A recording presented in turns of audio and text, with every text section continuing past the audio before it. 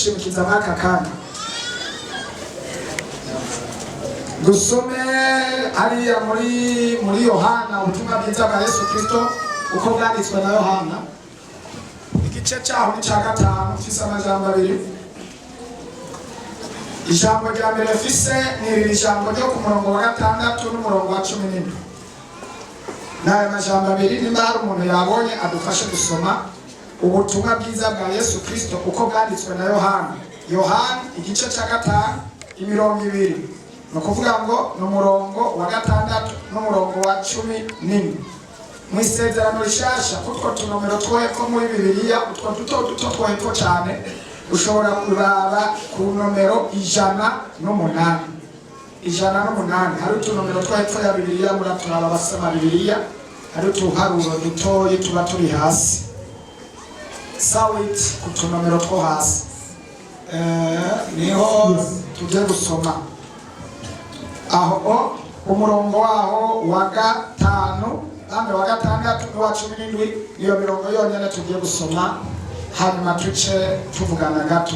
Sibari umuntu atarahabona dusubiremo ni igice cya 5 Yohana 5 igice cya 5 imirongo 2 umwe wa 6 uwundi wa 17. Aho no kuvuga ngo ubuvuye kwa Matayo kabandanya kwa Luka gaheza Luka Mariko Yohana. Aho rero no kuvuga ko utunomero tw'epfo ni 108. Reka rero dusome. Turasoma mu izina rya Yesu. Ndasaba jambo avuga ngo ubaragwariye ku kidengeri cyitwa Betesida. 6 Yesu amubonye ajyamyeho kandi amenye ko amaze igihe kirekire aramubaza ati ugomba gukira. Sawa. 17 Yesu arabwira ati data arakora kugeza n'ubu naje ndakora. Amen. N'aya majambo niyo tugiye gusangira mwaka kanya kandi by'ukuri aya majambo yagira ari wawe kandi byo gufasha.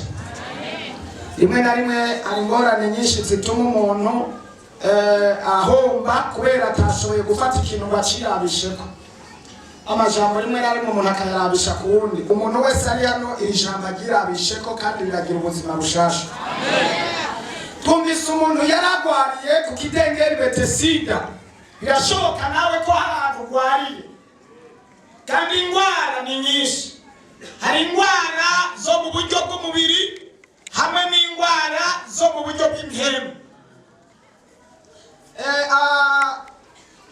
Profete abajije umuntu ati saba ikintu kimwe wumva Imana yo gukorera mu mezi 2.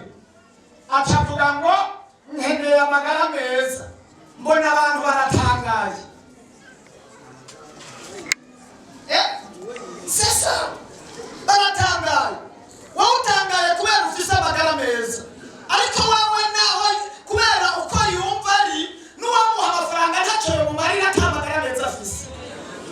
Cyo gituma yabonye ko igisumba ikindi ari amagara meza kuko niyo amagara meza n'amafaranga azoyaronka n'abana azobaronka n'ibindi byose azobironka. Yasabye igisumba ikindi kandi yumva wabona kubera ufise amagara meza ntuza kuyasaba kuko urayafise. Ariko wawe kubera atayafise yasabye icyo abona cyo mugirira akamaro. Washaka yasabye neza cyane. Mbere nawe ufise amagara meza wakubwira ngo saba icyo ushaka wavuga ati Imana izompa amagara meza mu buzima bwanje bwose kuko yoba guhaye fondasiyo y'ibintu byose. Imana idufashe cyane. Uyu muntu Bibiliya iramuvuga mugabo ntibatubwira ko yari umugore cyangwa yari umugabo cyangwa yari umutama cyangwa yari umutamakazi. Bibiliya ivuga ngo hari umuntu yaragwariye ku kidengeri Betesida ngo yari amaze igihe kirekire. Bibiliya ikavuga ngo yari amaze imyaka 38 ahagwariye. Bibiliya ikavuga ngo hari abantu benshi batandukanye bamwe barwaye indwara z'ubumuga abandi barwaye indwara zo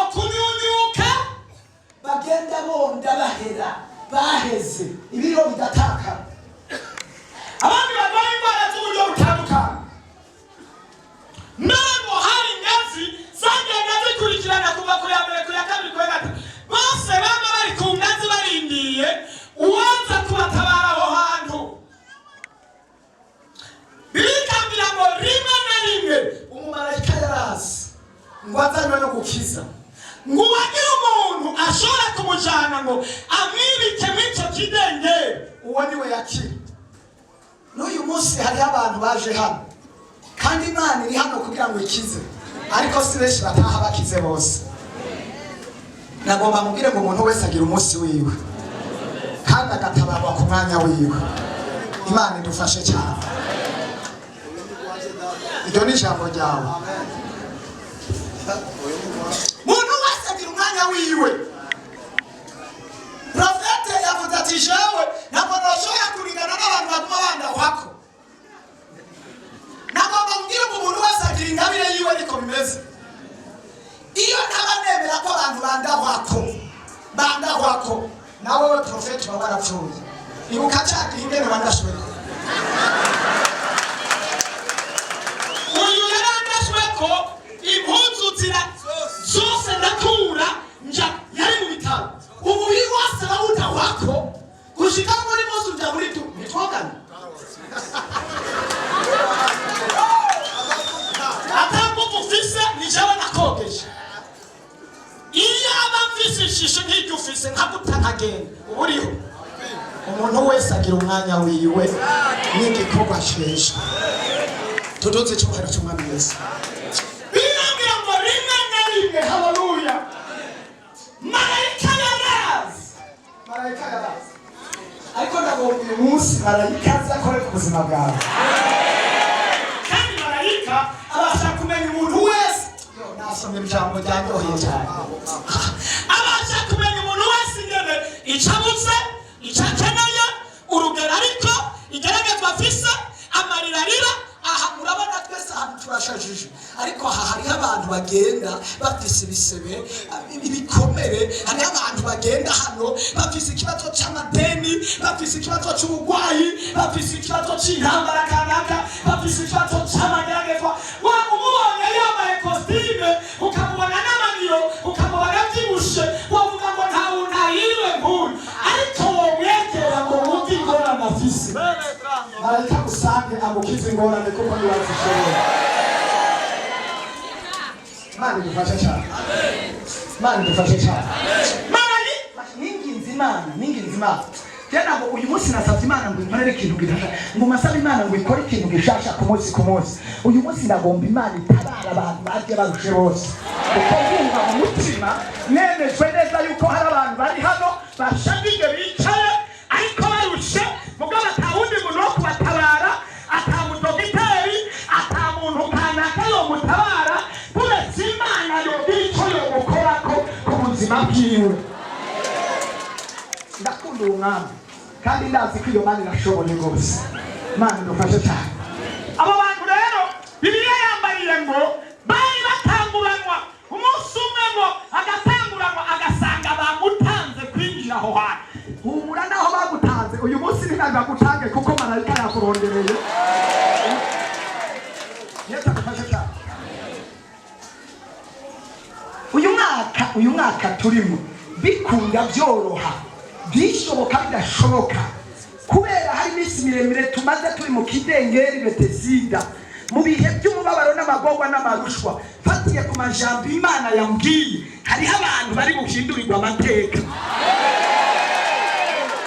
Fatiye ku ijambo Imana iri kumbwira, hariho abantu bari guhindurirwa amazina, hariho abantu bari bakira indwara zananiranye, hariho abantu bari bushingwe hejuru, hariho abantu atamahoro bafise bagiye kuronka amahoro, hariho abantu atamunezero bafise bagiye kuronka umunezero, hariho abantu basubijwe inyuma bagiye gushingwa hejuru, bitaciye ku muntu ariko biciye ku Mana yo mu ijuru.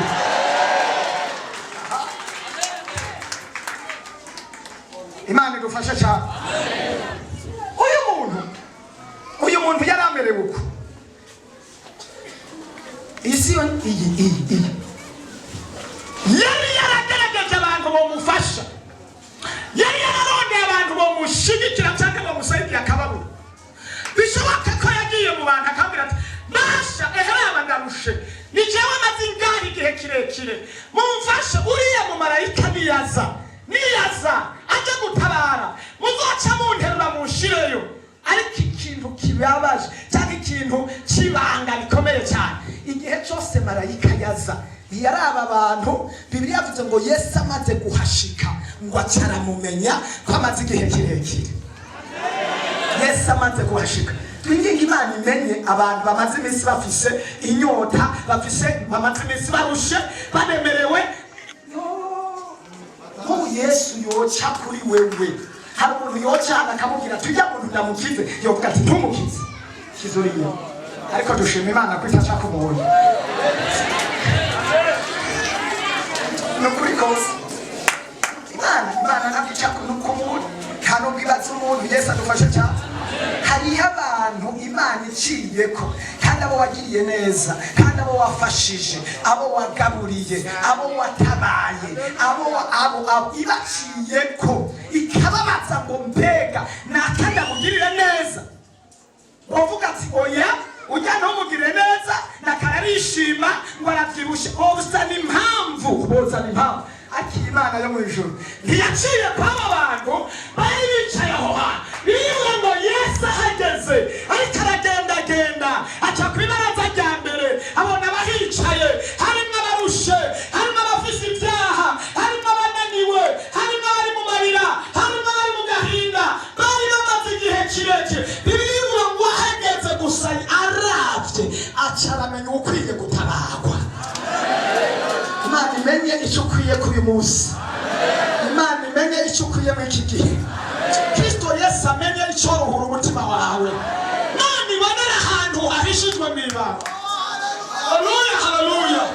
Imana itarobanura ku butoni, itaraba amashuri, itaraba iyo uvuka, itaraba igihe umaze, itaraba ingene umeze, ikuravye imenye icyo ufise, icyo ukeneye. Yawe kumbura nshobora kukuraba nk'ihenga, erega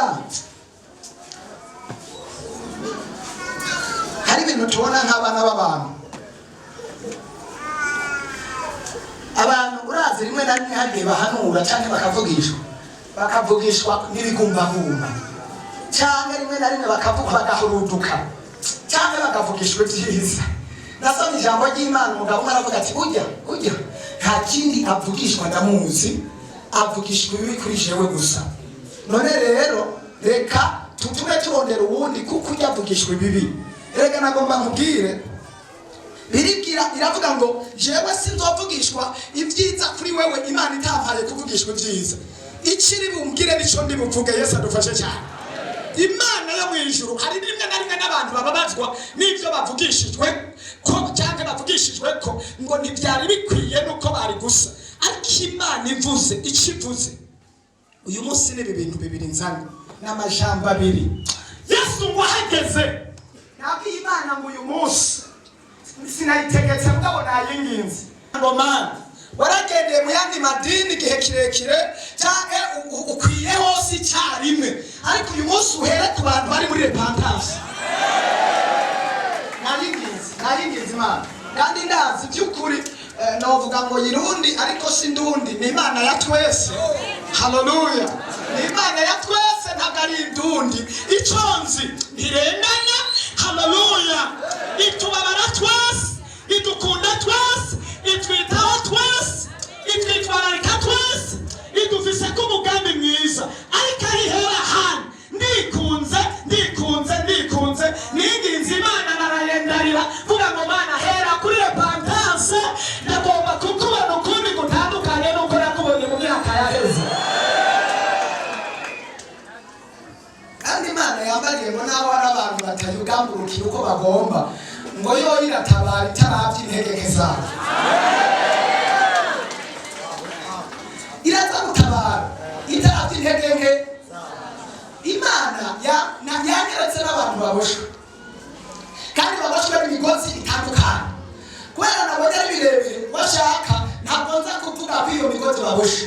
Mugabo Imana ishoboje ku munsi wa Mungu tuzovugana ku migozi Imana yanyeretse ibosha abantu.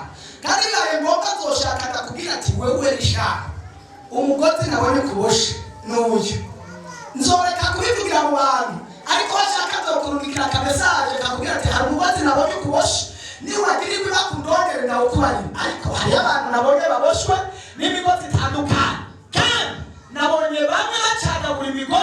irabarekura, ariko abandi nkabona atashaka bafise yo gucega muri iyo migozi. N'ibindi Imana mu bana naho badashoboye ntabwo bibabereye. Reka Imana ikwiye kuraba ibitubereye. Icyambere mwebwe mwibaza ko dukunda Imana mwebwe. Twebwe ntidukunda Imana ahubwo niyo yadukunze. Reka twe tuyikunda kuko dufise icyo tuyizigama, icyo tuyisaba.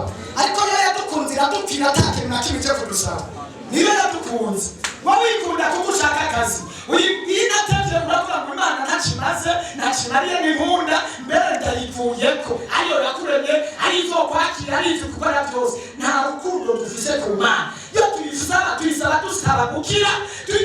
Imana niyo yadukunze twaho turibesha. Kubw'imbabazi zayo n'urukundo yadukundiye, ata kintu na kimwe dukoze tuyinginge irengane intege zacu, irengane amageragezwa yacu n'amafuti yacu, yongere idutabare basiririnda rimwe itugirire neza.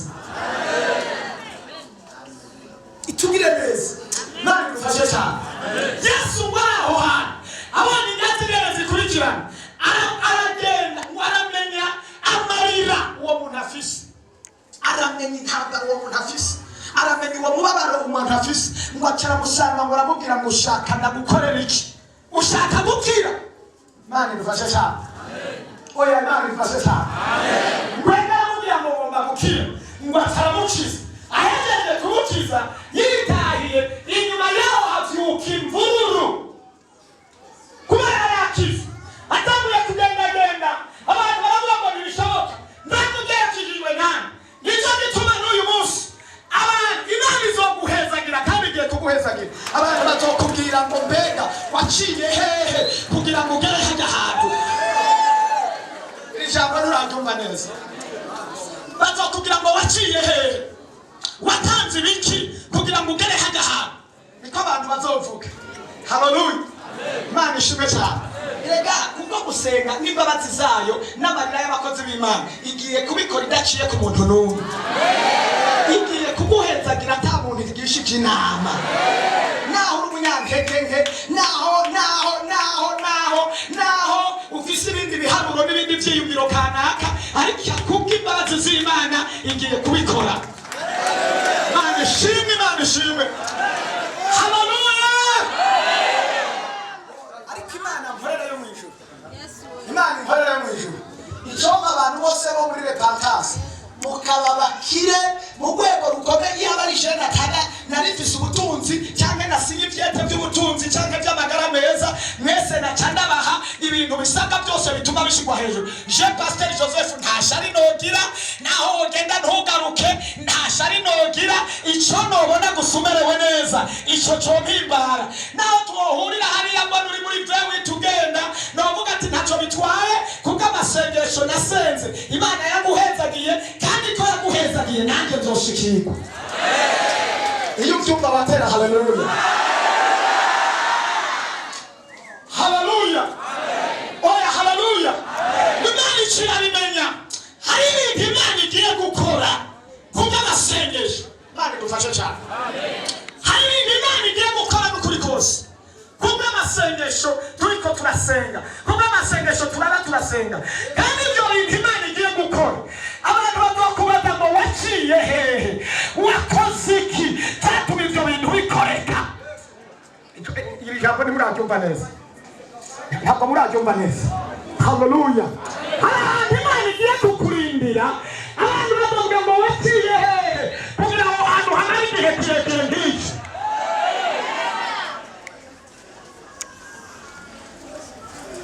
Baba bazi ko hari ahandi ho guca, uzomubarira ati naciye kuyandemye,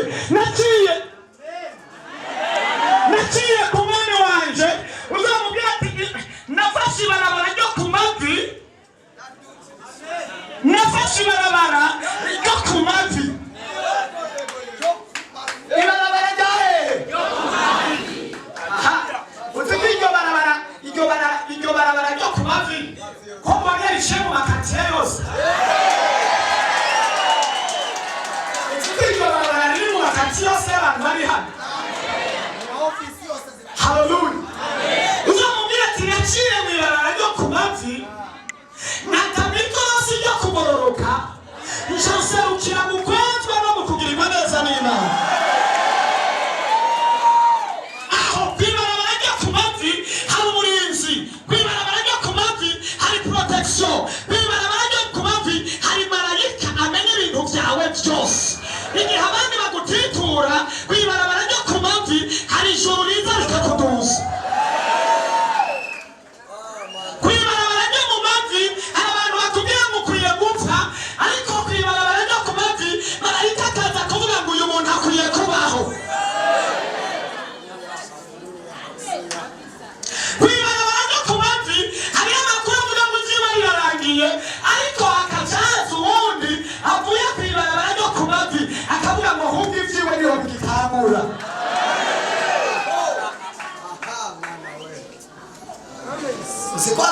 kaze kwibarabara ryo ku mavi ninde atatahura icyo ngo namusigure amabarabara yose murayazi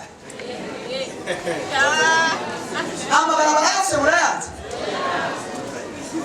basi muyihoze ntitwaje kuvuga amabarabara y'Igitega n'ayajya mu Ijenda n'ayajya mu Cibitoki n'Ububanza n'ayagenda i Makamba ariko twaje kuvuga ibarabara ryo ku mavi niryo tugomba ko tuvuga kandi iri barabara niryo ngiye gukorera ko mu gutanga amanimero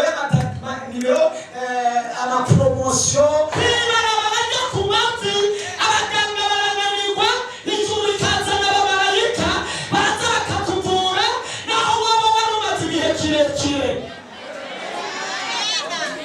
Kw'ibarabara ryo ku mavi abarozi barahaguruka bakaguharurira iminsi ariko ijuru rikaza rikongereza iminsi.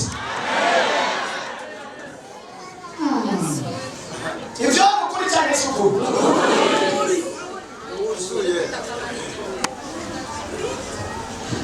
iya hariho abantu benshi atari ngo barabara bataba bakiri hamwe iya atari ngo barabara izana amahoro iya atari ngo barabara ryo ku mavi izana ubugingo iya atari ngo barabara ryongera iminsi yo kubaho. Ndibuka umunsi Imana yambwira ko Imana yambwira ko hariho famiye y'abaganira Clementine bagiye kugira ubuzima bwabo buheze bitewe n'isanganya bagiye kugira.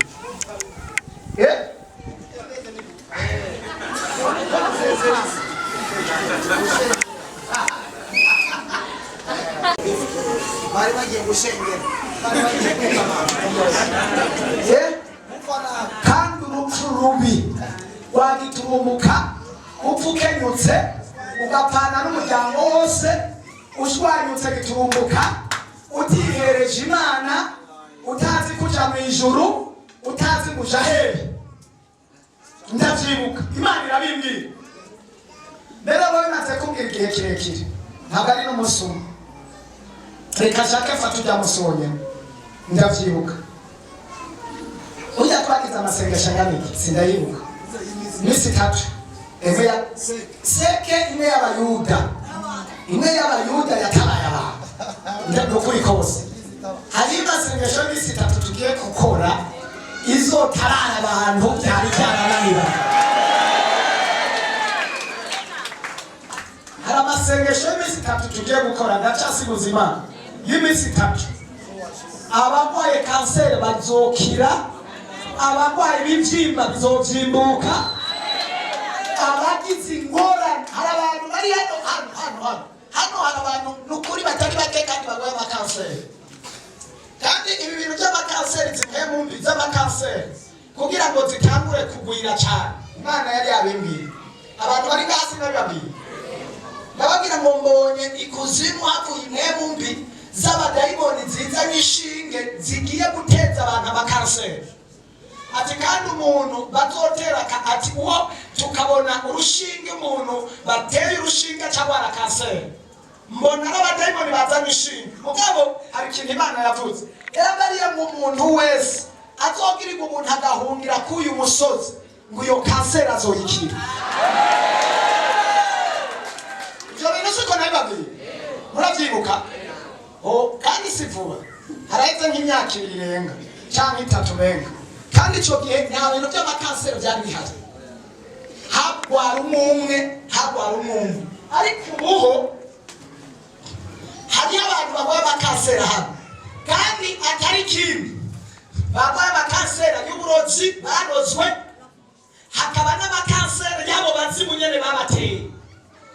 Tugiye gusenga amasengesho y'imisi 3 ayo yokwitwa kirimbuzi azorimba buri bintu agasenga buri bintu ariko kwita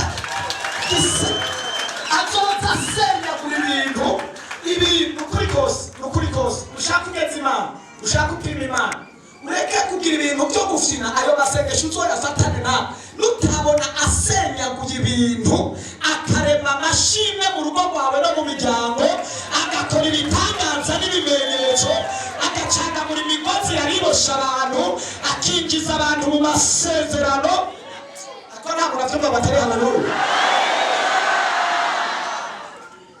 Ndavyibuka kugira amasengesho y'isitani. ndamubwira ati uzobona ikimeze nk'urupfu ariko urupfu ntiruzogushikira kubera Imana irambwiye ko yumvise amasengesho yacu.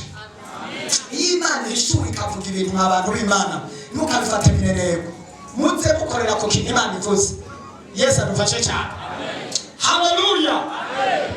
Acafata urugendo bari abo gupfa baragenda hanyuma baragaruka imodoka igira aksida. Imodoka igira aksida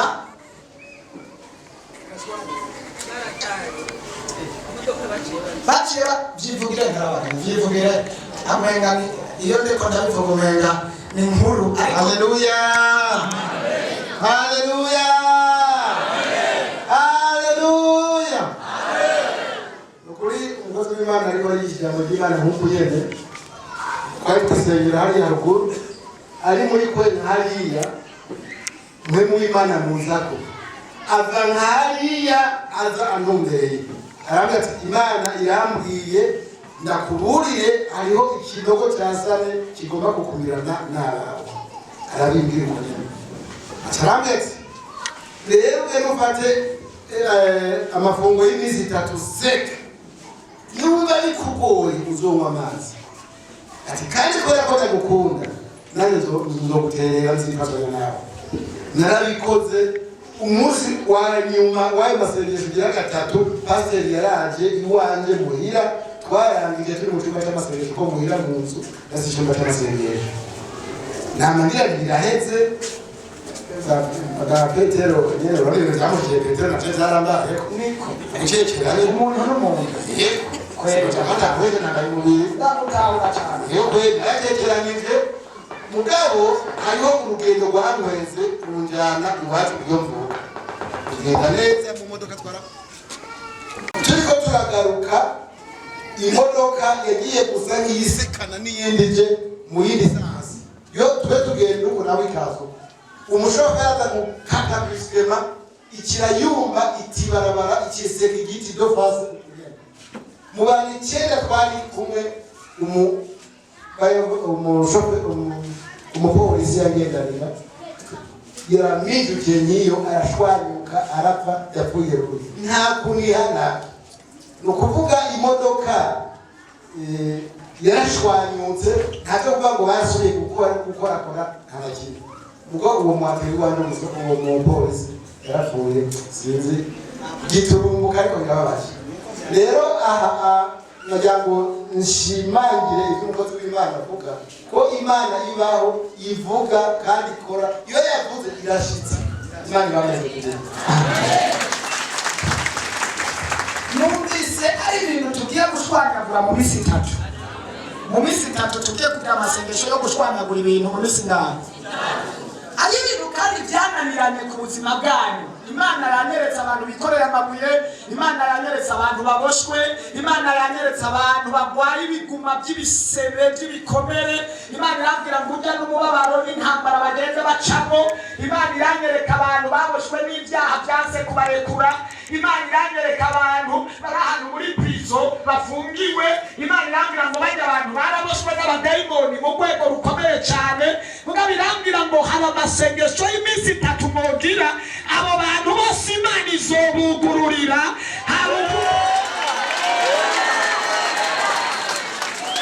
N'ayo masengesho tugiye kubona ibyo tutari bwabona. N'ayo masengesho Imana igiye gucinzira aho zitari. Reka twisubire mu iryo jambo. Ziraboshe ndabona ibintu nkabona abantu bagomba kubaduza ngo babashyire ahantu hakaboneka izindi mpemu zica mu bagenzi banyu bitwa ngo n'abagenzi bakabasubiza ahantu habi. Ariko Imana yabwiye ngo n'ayo masengesho imiryango igiye kuguruka, indwara zigiye gukira. Yesu umwami w'abantu, ibi bintu nturabitahura neza. Ababyumva baduze icyubahiro cy'umwami Yesu. Icyonga ayo masengesho ukazoyagira ukinanata ugabanya intambara ugafashanya nanje. Haleluya. Uyo muntu amaze gukira ariko aratembera gutya nkuko nawe uri kuratembera mwaka kanya, haca haraza abayuda n'abafarisayo bakati ninde mukijije bigenze gute kubana namukijije ku isabato iminsi miremire yo ninde mukijije ninde ndamushikanya aho hantu ndatangaza mfukamya hera hahera ndatangaza mfukamya hera hahera hariyo abantu bagiye kuzobaza ngo vyagenze gute kugira ushike hajya hantu vyagenze gute ninde yamushikanye hajya hantu ninde yamukijije ya ndwara ninde yamukuye muri karitsiye urimo ukaja mu yindi karitsiye ninde yamukuye muri ahantu ugiye kuvuga hari ibintu bazibiye byinshi cyane barabizibira kudutwa kwawe turananirana ariko Imana irangiye ku bantu bafise akazi bakora Imana irapfumuye umugende w'ubushobozi wo kuduza abantu mu zindi nzego Imana irasizeho abantu bagiye kwiyumvira baraba ibikomo wakoze byibagiwe bigiye kwibukwa mu izina rya Yesu bidaciye ku muntu ariko biciye ku Mana ntabyumva batere haleluya Imana ishimwe ngo Yesu aramumenya ndagomba kugira ngo ijuru ryamenye yuko ukwiye nawe kugirirwa neza ijuru ryamenye ko ukwiye gutabagwa hari umuntu yabibonye ahubwo n'ijuru Imana ishimwe oya Imana ishimwe ababyumva haleluya Janet Imana yabimenye Imana yabimenye ndatangaza ko Imana hari icyo yamenye kandi nabonye n'ibintu byawe hagiye kuba ikintu cy'ingorane ntazi cy'abadayimoni bivanzemo ariko inyuma y'icyo kibazo tugiye kubikubita ko Imana yakimbonyeretse hajya kabaye kiburiwemo kihenze cyane ariko inyuma y'icyo ugiye kubona ikiganza cyiza cy'Imana hari imigozi nabonye ariko inyuma y'iyo migozi nabonye yari isenyuka kandi abazimu ndatangaza ko bagiye gupfa mu izina rya Yesu tuduze icyo bakita umwami Yesu ariko mpanure cyangwa nigisha ku murongo wa 11 ngo baramuta baraharira abayuda n'abafarisayo abantu bose bababazwa nuko babonye uwari yaramugaye ariko aragendagenda ndakubwira ngo bigiye kubatera iseseme ndakubarira ngo kagiye kubajya kandi nta kuntu bagikora kuri kose Imana yasizeho uburenganzira yamaze kugurura hariyo abadashaka ko hari ahantu ugera ariko Imana yamaze gukonfirima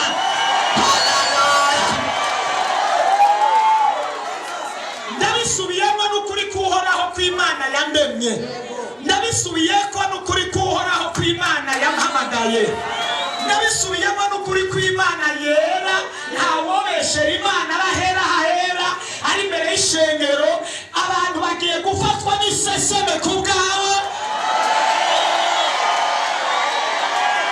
kandi bazocungurirwa ku bwawe kandi bazota umutwe ku bwawe kubera ari ukubaho uzobaho bahari aho ugomba kw'Imana igomba kukugeza izoha kugeza babona bazozibiriza iburure bazokugara yungurure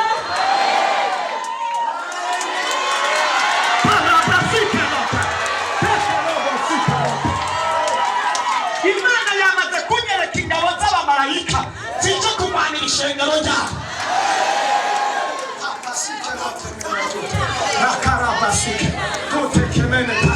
Imana yamariye ngo ndarambiwe Imana yamaze gufata ingingo yarambiwe n'agasuzuguro k'abadayimoni baba bitaba hejuru y'ubwoko bw'Imana biragenda we ngo ntibizokora uko Imana yahinduye amateka hariho dosiye yamaze gusinywa ariko nta muntu abyumva ngo atere haleluya Imana yakuremye Imana yakurinze hari ikintu ije gukora kandi kije giturumbuka haleluya ndakubwira ngo n'abansi bawe ntibabyumva iminzere rizoza mu matwi yawe abasi haleluya abasi nibabona ibintu Imana ikoze murabyumva neza haleluya abakurwanya abakubuza nabi abakuvugura mu ntamatama abakuvugura mu bwongoshwe niba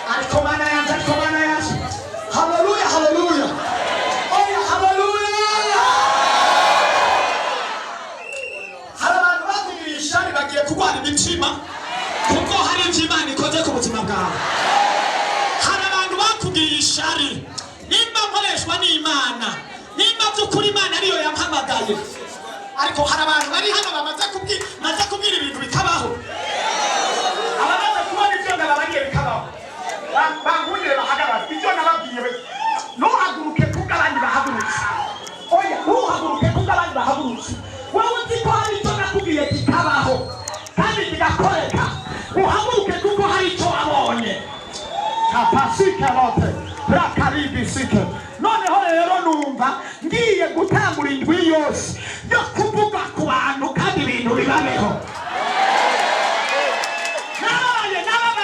nababaye bazimu izo mbwebwe zirapfa mu izina rya Yesu oya hari ibyo abantu bakuvuze ko natwe tugomba kuvuga bishasha hari ibyo abantu bakuvuze ko hari ibyo abadayimoni bakuvuze ko ariko mu bushobozi bw'iyampamagaye tugiye kuvuga ibindi bishasha mu izina rya Yesu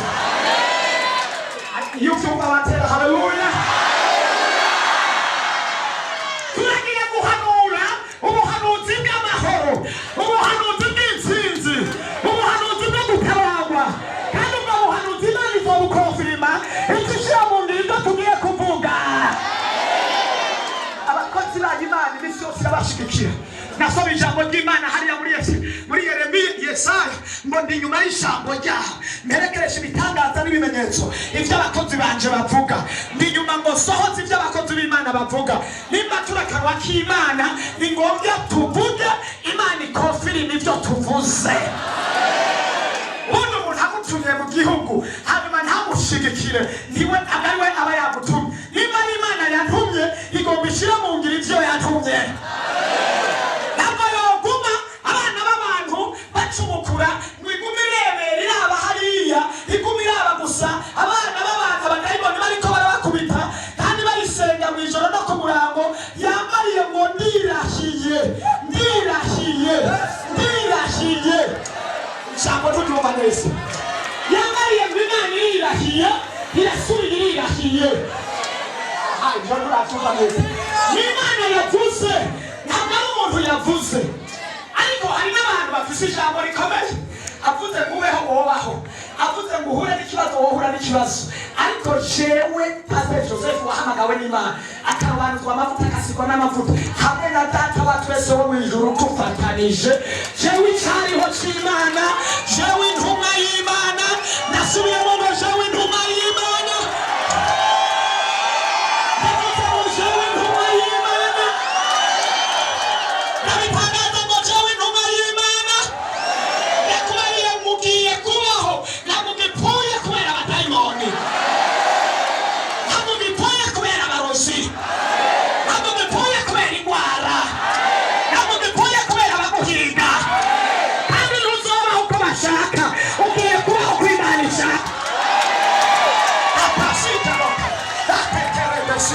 ugiye kubaho uko Imana yampamagaye uko Imana yantumye n'iyi minsi nyene Imana yahinduye amateka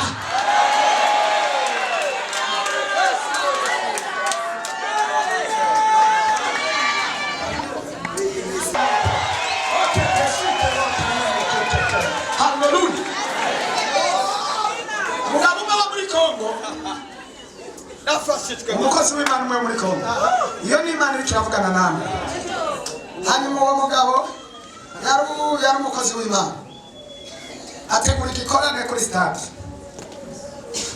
igikorane kuri stade hanyuma hariho umujenerali yari ahari aramubwira ati wewe uruhusha waruhawe nande ninde yakubwiye kuza gukora ibintu nk'ibi biteza akajagari ngaha aramubwira ati hari Imana niyo yabimbwiye Imana ngo ndabihagaritse nawe aravuga ati ntibihagarare ibi birabandanya generali n'abatebiwe buzuye ngaho nawe aramubwira ati ibi ntibihagarara ni Imana yambwiye ko bibandanya nawe avuga ati ndabihagarika aramubwira ati ibi ntibishobora kubihagarika nta muntu n'umwe yobihagarika mwaka kanya uko yabimubwira uko niko wa mujenerali yashavuye aravuga afata abatebiwe ibibafura aratembagaza afata ibyuma kubita hariya byose arasanzaza ahejeje kubisanzaza wamukoze w'Imana ati ndakubwiza ukuri rimwe kabiri gatatu batarabisubiranye nca ndagukura mu kazi ubu nyene ndakumanuye amapete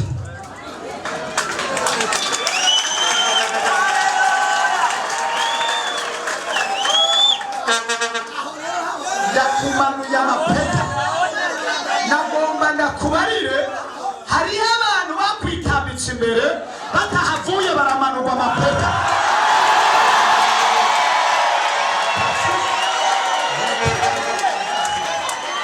Hariho abadayimoni bakwitambitse imbere, hariho abadayimoni, hariho abazimu, hariho abarozi, hariho abantu. Uyu mwanya turagira isengesho batavuye mu nzira ngo abana b'Imana babandanye barakoroka. Ndabivuze ndahera hahera. Uwo mugabo aramuraba aramusuzugura. Ujya ahantu igituma nuko nambaye akagakoti n'utu turato, iyo nambaye ipantaro nkaca niyambarira n'igishati nkagenda aho nca, nta muntu n'umwe yokwemera yuko hari ikintu nokora.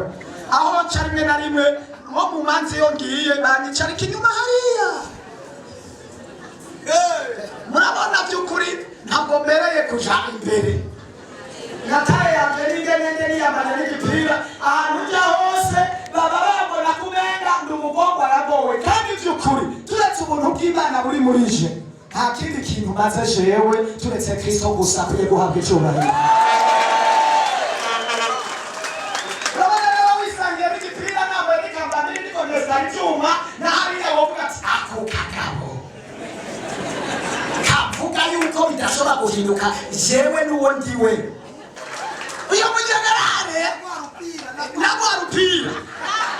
Uwo mujenerale rero aho hantu aravuga ati ndakubarire, ndabona kuri nyakubahwa mugabo kumpangara wikoroye amapeta. Ndakoroye amapeta yawe yose ko wanse kumva, ndakoroye amapeta yawe. Nako kanya ngo baja muguharira yumvise ko mugaye aza kumusumira mu izosi. Agiye kumusumira mu izosi ngo banigane, nyakubahwa umukuru w'igihugu cy'Ikongo ngo atahamagara uwo mujenerali. Amuhamagaye aho kumwitaba ntiyamenye ibyo aribyo kubera yari afise ingorane n'uwo mupasitori. Acaha telefone umwate wiwe ngo itaba uwo muntu, yitaba uwo muntu. Haleluya, Imana ishimwe. Uwo mwate aritaba ati yumva umukuru w'igihugu aramubwira ati naka ati oya sije jewe n'umwate wiwe. Ati bigenda gute generali ngo abe umwate abari banyitara jewe umukuru w'igihugu? Imana kumbere yasizeho impamvu yo gukoroka kw'amapeta. Imana igomba ikonfirime ijambo umukozi w'Imana ahejeje kuvuga. Noneho bakinira na muco aramuha telefone ngo yitabe, arayikubita ati jana hariya nkura iyo telefone ngaho. Perezida biba bimuguye mu matwi. Aca abwira uwo mwate amubwira tumviriza, wewe nyene ubu nyene ambura amapeta uwo mujenerali. Ubu nyene mwambura amapeta, koresha uburyo bwose umwambure ayo mapeta uyanzanire. Yumvise itegeko ry'umukuru w'igihugu aca yarwa inkoho, agenda no kwa generali wa undi arikaranigana na pasiteri ayimurabisha ati rimwe kabiri ndarasa urukurora ayo mapeta.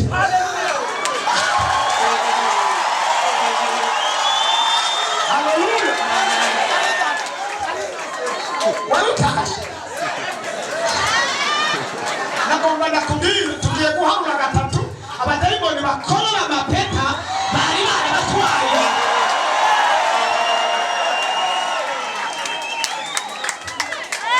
Haleluya. Ngo ayimurabishije ko general areka guhangana na pasiteri, abonye ko ari seriye yamaze kwaruma inkoho kujya bo mu gisirikare baba babonye ko vyakomeye, acakura ayo mapeta ayakuye ngo ayaterera imbere yaho yiwe. Amuramuharurira ngo va ngaho wegere hariya aratambuka. Generali nta nkoho afise, ari hariya acarayatora acaragenda hagarara hariya abwira perezida nyakubahwa ubu nije ndayafise. Ati isaha nyene ubaye generali.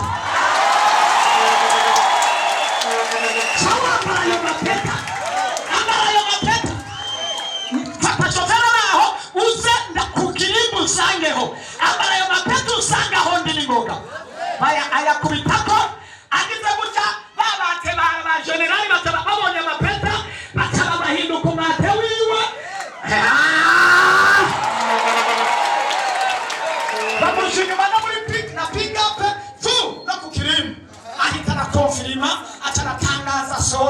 ipete y'ubujenerale ataratangaza ko ari generale. Ndagutangariza uyu munsi hari itangazo ry'intsinzi ku buzima bwawe. Abakwitambitse imbere